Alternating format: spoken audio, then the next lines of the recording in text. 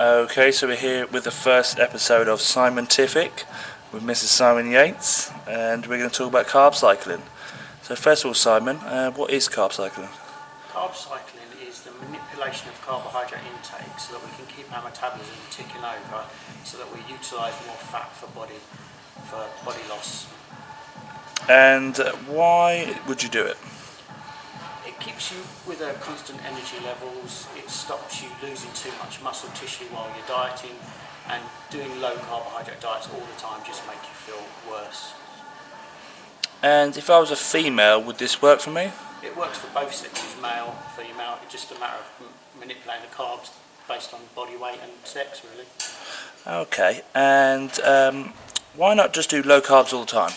Because low carbohydrate has quite a few negatives.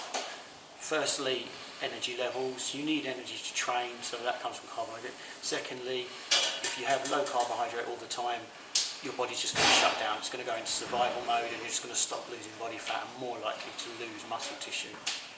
And what if I just went on a low calorie diet? Wouldn't that be just as good? Well, low calorie can be done a number of ways. I mean, if you have 1 Mars bar a day, that's low calorie, but that's not healthy. So we want to keep constant energy levels as well. And what would we use those constant energy levels for? What's the advantage of that? So then we're keeping our metabolism ticking over, and also we can train to our best ability, and the best way to lose body fat is through hard training. Okay, what sort of training would we do with a low carb diet? So training wise, we keep our intensity high, trying to keep as strong as possible, trying to maintain muscle tissue, but at the same time adding cardiovascular exercise to help with that fat loss. What kind of cardio would be the best kind of cardio for us to do? I tend to find that if you're doing cardiovascular work after weight training, then just a constant, moderate level of cardio, trying to do as long as possible. Now, I've got a few clients that like to run. Would you suggest that after weight training if you're doing low carbs? I mean carb cycling. Definitely, I wouldn't run, no, definitely not after doing weights, because your blood sugar levels are low. You're more likely to utilise muscle tissue for energy than you are fat. And what are the best sources of carbs to me during my carb cycle? You want to keep them a low glycemic carbohydrate. For example, things like oatmeal, sweet potatoes, long grain basmati rice, brown rice are probably the best sources of carbohydrates. And how would I know when to time my carbs throughout the day? You want to time your carbs so that when you're on your low carbohydrate days, you're taking in your carbohydrate when your body needs it the most, i.e. first thing in the morning when your blood sugar levels are low, and straight after training are the best 2 times to taking the majority of your carbs. Should everyone do the same?